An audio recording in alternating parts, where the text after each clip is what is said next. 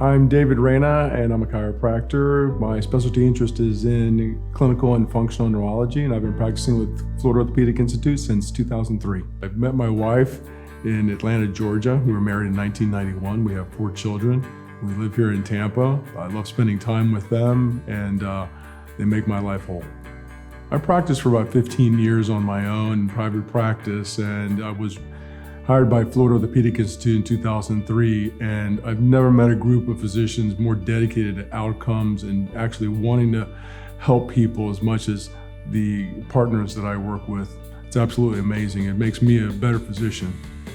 My patient care philosophy, and I try to emphasize this with my staff, is to help people.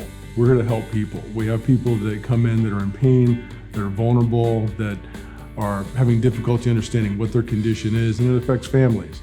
So we're here to help people. With the training in functional and clinical neurology, we're trained to not only look at the area where a patient may hurt, but other areas that may be contributing to the condition as well. The thing I like best about my practice is treating patients without medications and surgery and watching the ability of the body to recuperate on its own. I think that's amazing. I've been practicing with Florida Orthopaedic Institute for now 16 years, and I'm still excited about keeping the community active.